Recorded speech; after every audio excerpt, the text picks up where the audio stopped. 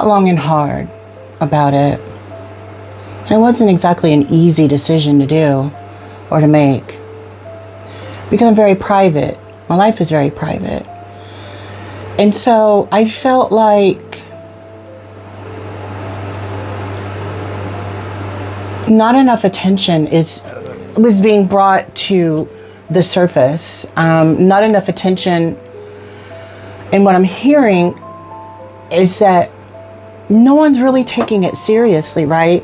So it was like,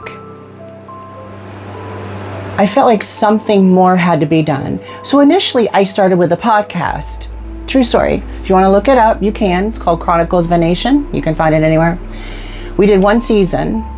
I'll get to the we part later, but we did one season. And so it really was about my position. No, I got it. Yeah, I got it. It really was about my position on a myriad of issues. So it was the attack on women, it was the attack on kids, and this kind of enormous pyramid scheme that's kind of happening, right, with turning kids out like on an assembly line. And I felt like no one was paying attention. No one is really kind of diving into it. No one is looking for certain things to happen to kind of clarify it, to clear it up. And so for me, I just felt like if we don't address it, right, exactly. If we don't address it now, what is it going to look like later? And then how regretful is everyone going to feel because you didn't address the problem. You didn't pay attention to the kind of parameters and how they're changing and how they're morphing into other things. And so I felt like we're not having and leading to the conversation, right, that we need to have. And so for me, when I started my podcast, I felt like they were things that needed to be said. They were things that no one was saying.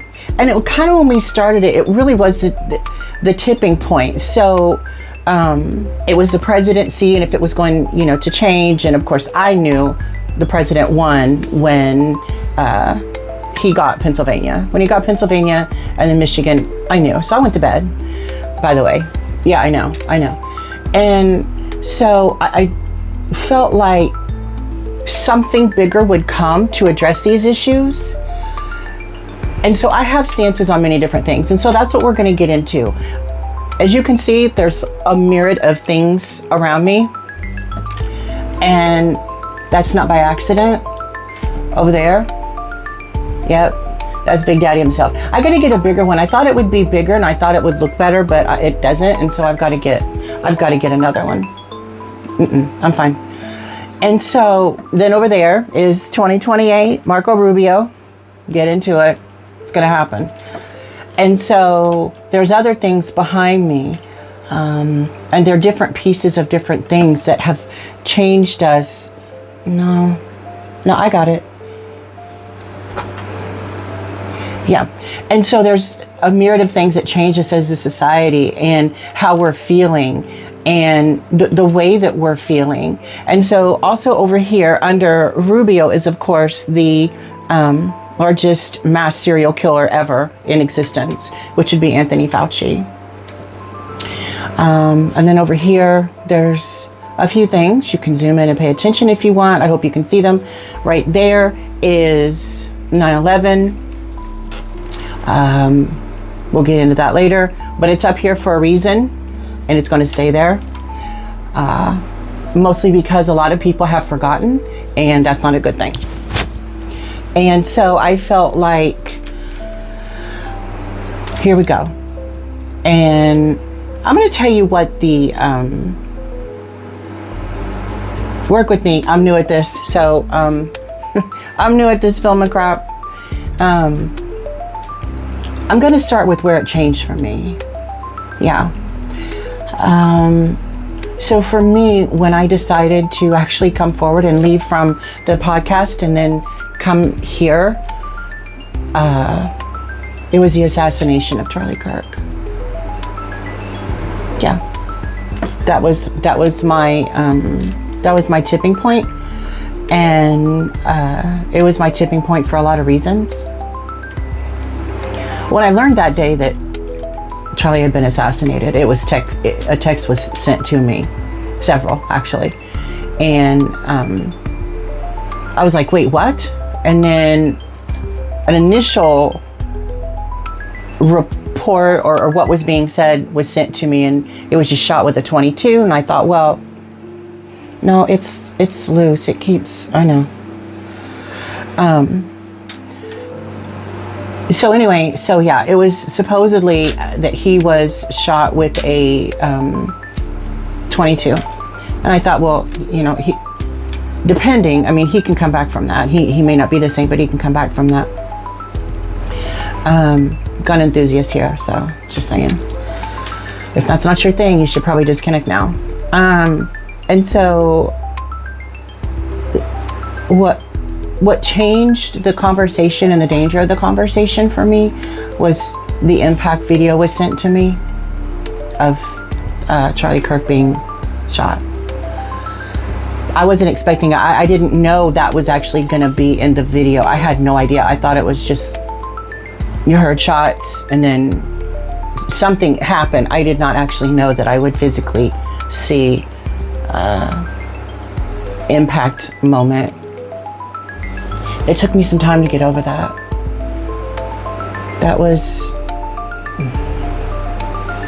It's hard to define. It is. It's hard to define. That was bad. Yeah, it was. Yeah. It was rough. It was rough. Yeah. And I no, I can hear. Yeah. And I felt a lot of different things. I did. I really, but the feeling, yeah. So the feeling, so what I'm saying, to the bros in the corner is that I actually got angry. I was no fan, right? Most of his positions I felt were skewed, and I felt it was skewed on because what we were seeing in society as a whole, and all this supposed transgenderism and everything that was happening, I understood from his perspective on that model of what he was seeing, and how do you judge something if this is all that you're seeing, and that it is narrated and created, really by, we all know, mainstream news to create that narrative, and it does cause division and it does cause misunderstanding. Yeah, we're gonna have to change out, I think, for tomorrow, because this one's, yeah. And so it moved me in such a way,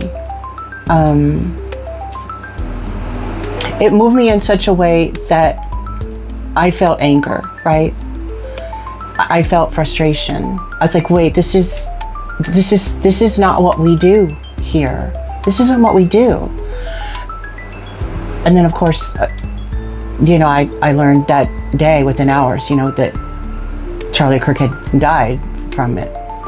And so, but I understood where Charlie was coming from. I don't want to deviate too much, but I understood where Charlie was coming from. I think he relied a little bit too much on a Bible for a moment. But a turning point for me, as I said in the small clip that I provided, that he invited Chloe Cole. And that was a moment of huge reflection for me, because I felt like perhaps Charlie is trying to understand. Perhaps he's trying to understand. Perhaps he's trying to soften his position a little bit, or soften rhetoric. That's what I felt. And while it was great that he did have Chloe Cole on, Chloe Cole was a detransitioner, and I think it was immensely important for that to happen. But she was a detransitioner. So telling that story is important because she was convinced this is what she was, as opposed to treating any underlying mental health issues. And that's really what happens all over. And so then after it happened, I'd done a story. So I had done a story on the flooding in Helene, in North Carolina and Tennessee. So I had done this piece, right? And I become this independent journalist. I was super excited, but I wanted to do other things. I didn't want to just sit here and have these topics constantly, because we have to have, a variation of what we do. And I like to live in real world. I like to meet people and understand situations. And I come from something, and you'll learn that about me. I come from something. I come from some horrible shit. I come from some stuff that you can't fathom, actually. And we'll share that because I don't mind. That's why I decided to do a YouTube show. Not that we weren't doing good and we weren't excelling on the multiple platforms for the podcast. But it wasn't where I felt like it needed to be. And it wasn't providing enough connection for me, right, to be able to reach more people. And that was important. And so we backed off for 2 reasons on the podcast. So one of the reasons that we backed off on the podcast, the story that I was investigating, immense amount of corruption, and I know money laundering, and I couldn't get police to do their job. I couldn't. It didn't matter what I did. I took witnesses to them. I took survivors of the flooding. I did everything, but I couldn't get them to do their job.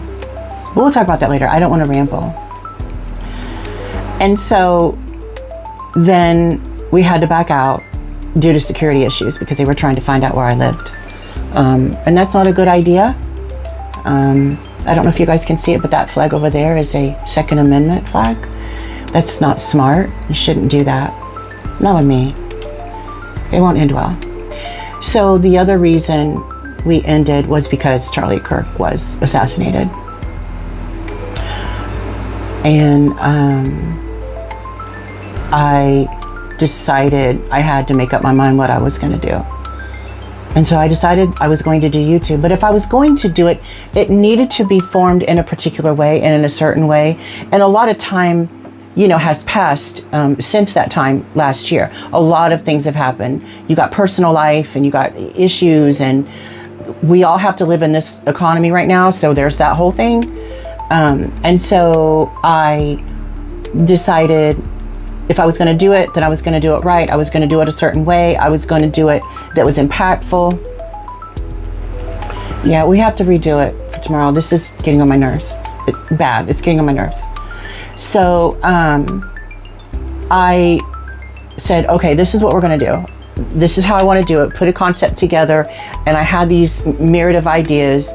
And I was like, okay, I want to put a studio together. I want it to be a space that is just for, that is just for what we're doing. And so this is it. And,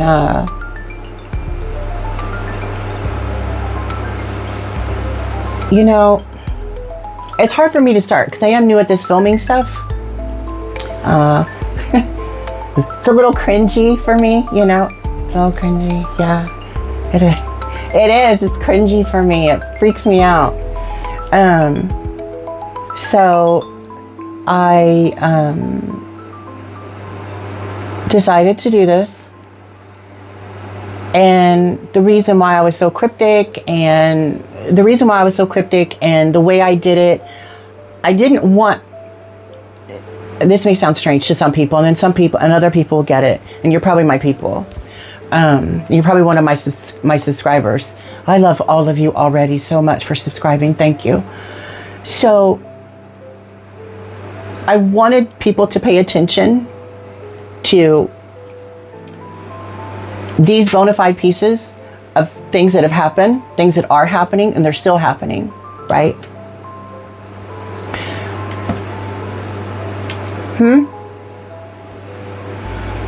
Ear. Oh, yeah. So that's what I was going to do. Calm down. So I felt aggravated. I was really aggravated. Yeah, super agitated. Because while I know everyone's busy, you know, and we've had so much going on, we've had this conflict with, you know, we've had this conflict and in Israel. We'll go into that much later. As a Jew, I need to say some things about this because, yeah, it's no. I'm glad that it's somewhat over, but apparently not over. And now we're doing it again. And I don't know. We'll go into it though. Hopefully they'll be working by the time we go into it so you can see what I'm trying to talk about. These buggers up here. And so my concern right now is to present questions like, when the administration took over, it was a huge, first of all, I know it was a huge undertaking, right? And it was this enormous element that needed to be addressed. But I feel like government is not taking it in the direction it needs to go, right? It's not propelling us into how to prevent it and how to end it. And what was interesting to me is that no one said, we need to start a committee. We need to start a committee. And that committee needs to consist of people that investigate what has been done to white, straight parents. Yeah. Yeah. And if you don't think it's important, it is. If you're not paying attention, you should. And I mean that wholeheartedly. You should be paying attention. It is a disaster for the country. It is a disaster. Absolutely, it's a disaster. And I have a problem with white girls running around saying they're transgender. I don't know what transgenderism is. I don't know. If you read my bio, you already know who I am. I'm not going to sit here and explain it because that's why I'm here. So the problem that we have is we have this overtaking of this kind of issue, like these specific women like to do, which is to find something, take it over, and then make it theirs. And now they decide the rules and they decide who can be who and who can be what. Yeah. Yeah. And we're talking about leftist Democratic women. And when I'm talking about that, what I'm saying is, if you look at it percentage-wise, we're not talking about the classic, you know, Democratic women. We're not talking about level-headed people. Grandpa's Democrat is over. Like, it's over. And people need to realize that. It's over. So there's about 10% of those people that are left in the conversation. But they're not hearing the whole thing. They're not listening to the sneaky undertones. You can't tell me about this life because I know about it. I've done it for decades. And so when all of this began, because I was living in another state, and we'll get into more about me and all that later, but I was living in another state. So in 2017, I moved where I am now, which is the state of Indiana. And I was living in a state on the West Coast, not California. No. And so this particular state was losing its mind over the 2017 election. I said, that's it. I'm going home where it's flipping normal. For real. And so I came back to Indiana. Best decision I ever made. Because as we know how it's turned out. Huh?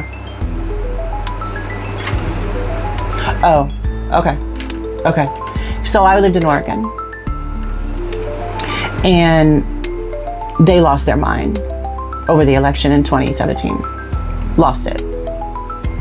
People were running out of gas stuck on an interstate because they were laying on the interstate and wasn't going to move until the president was removed. A duly elected one. But they weren't going to move. And people ran out of gas on a highway. Did I say interstate? But yeah, people ran out of gas, idling, and had shut cars off. And then other people ran out because they were too stupid to shut their cars off. They thought they were just going to get up and leave. And police couldn't get there because traffic was so backed up so bad.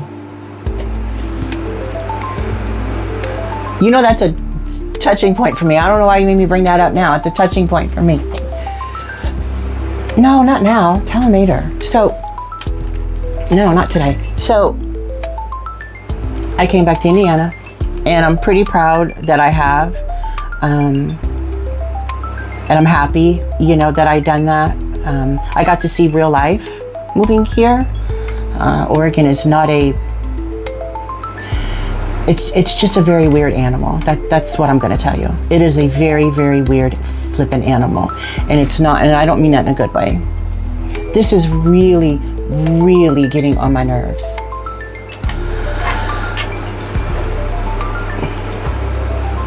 I can hear, but it keeps falling. Okay, well, it's bugging me. And so,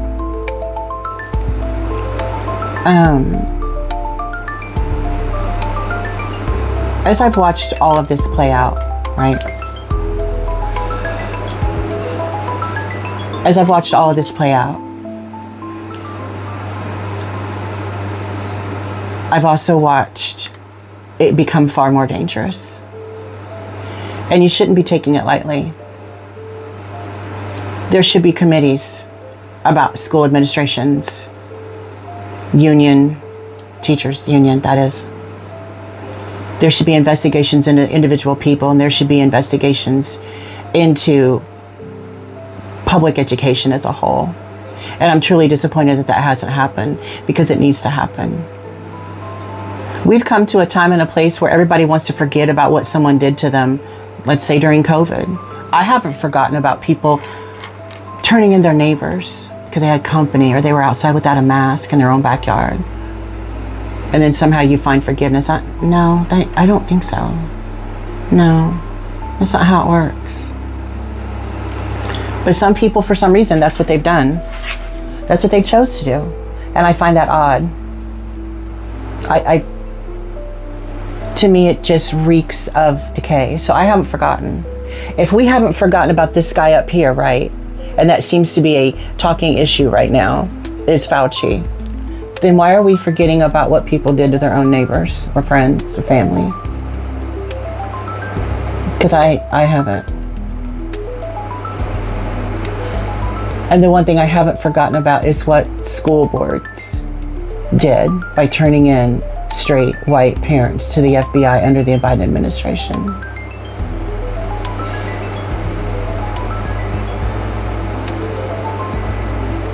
Everybody needs to wake up. Everybody needs to wake up. I understand that we all are concerned about what is in the Epstein file, but let's, if we may, let's realize for one moment that we're never going to know. No one's going to read it to you. No one's going to tell you those names. They're not. We're not going to get those names. And as if we need them. Seriously, really, we need them. We already know. You know how we know? I'm going to tell you how we know we know. Because former Prince Andrew's the only person they left to hang for something. Something. We don't know what exactly, but something.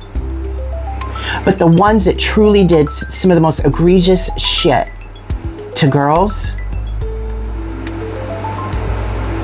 I want everyone to keep in mind a federal judge that was going to be on that hearing. Her son was shot. Remember that? Because I have. You forgot that part. By a hitman at his front door. How do y'all forget this stuff? It literally blows my mind for people that forget. And those that haven't forgotten, good for you. Because now you understand. We're never going to hear those names. But the names that we should be hearing are all the people that should be indicted for child grooming and indoctrination, or a hearing on that very school board that turned in a family to the FBI. No, crickets. You don't hear anything. Why is that? So if I think our children are that important, why don't you? And why aren't you asking that question?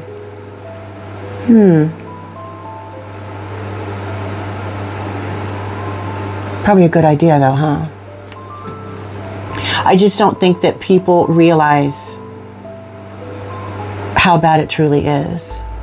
So if I've taken myself out of my private life, right?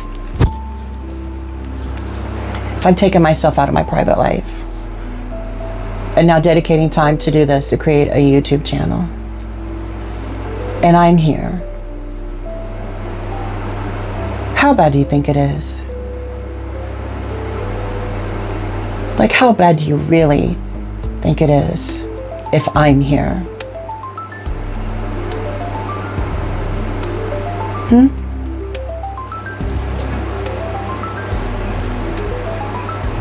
People have no idea.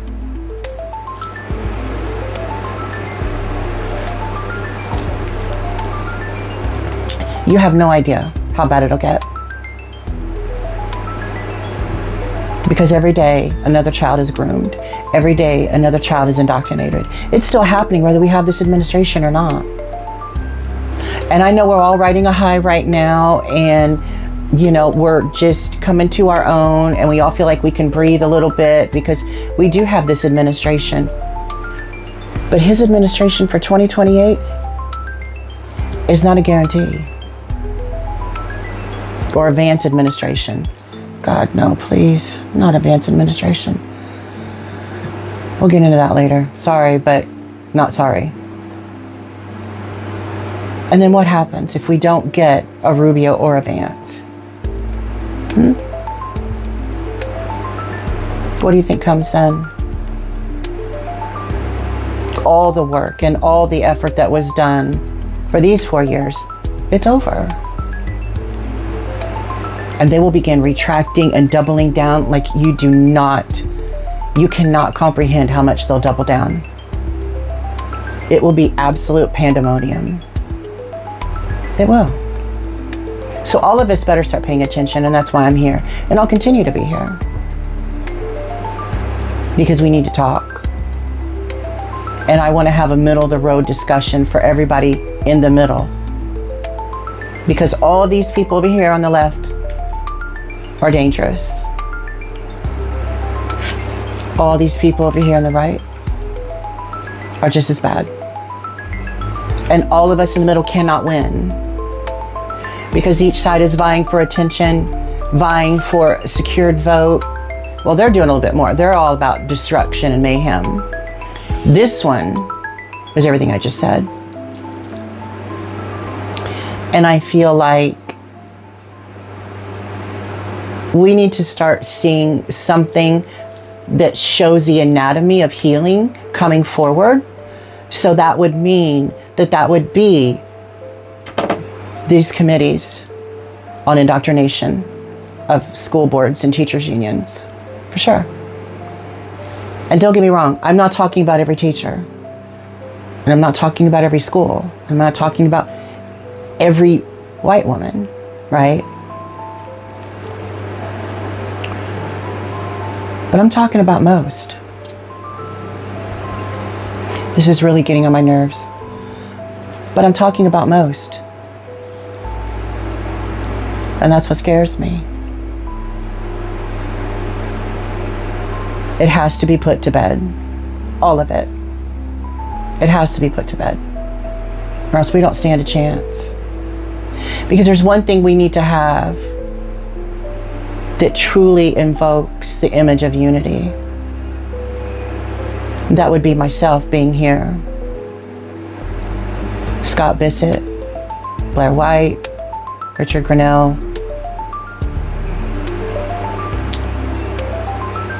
it would be Scott Presler and the enormous work that Scott Presler has done, and he did during the Trump administration to help get the president elected. It would be all the people that are out there that are gay. Men who like men, chicks who like chicks. But I think most of the vote that he got out of the community was from gay men. So they know. And if you're listening, you know you know. But boy, you're afraid of that mafia, aren't you? You do not want them to come for you. I need you to think about how serious that sounds and how bad it is. And for those of you that don't know,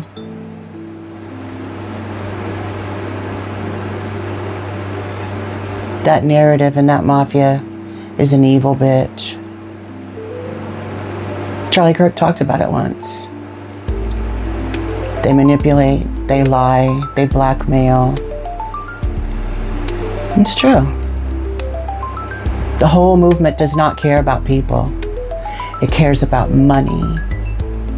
And they no longer protest in the street in the way that they used to for equality. No.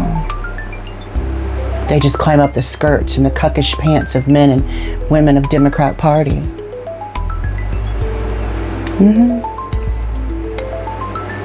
Yeah. Because if they didn't, here's the funny thing. Anybody at any time could hold a press conference from, let's say, human rights organization, right? Or GLAAD. And they could come forward and call for a meeting to calm the waters and ease the tension and provide some clarity so the country wouldn't look so torn apart and divided. They could call for that. They could announce that they've asked for a meeting with the president or the vice president. No. Let me cook. But they haven't. And they're not going to.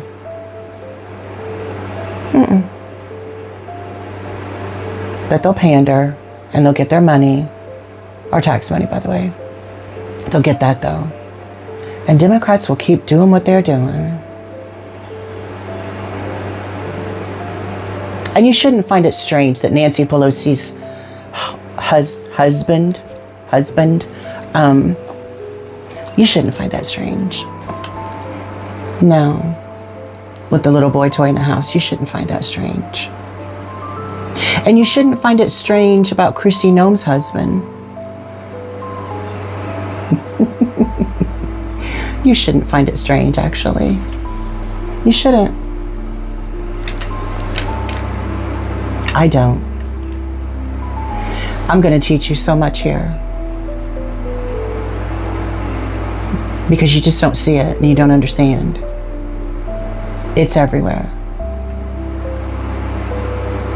And most of it was a secret until it started coming out. And I guarantee you that's not it. I know what I see.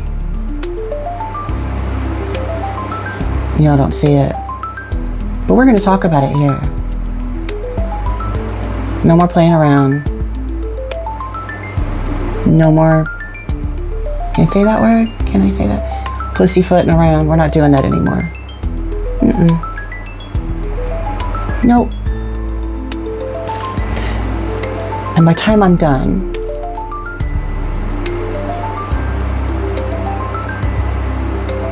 we're just getting started. You're going to feel a lot different about calling for that committee for the investigation into grooming and indoctrination of children in school. It's going to be like a new lease on life. But you're not going to like it. Because if you think your white kids are not being put on a market, you're sadly mistaken. Because they don't send black kids home. They're not sending black boys home saying, I'm a girl. No, they're not. They're not doing that. Because the narrative's already been created to destroy them and control them. That's already been created. We'll talk about that more later. But the narrative for white boys, they're after your sons. I do hope you're paying attention. And your girls, it's going to get worse. Much worse. And they'll leave them for dead. Figuratively speaking. They'll be rotted, withdrawn, destroyed mentally. And by the time they're 30, they'll be on so many medications. They won't know which end is up. That's just the truth. So that's what we're going to get into here.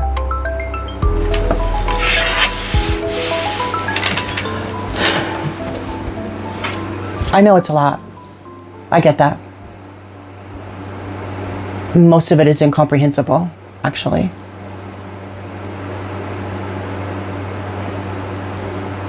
I don't know what else to tell you other than the truth.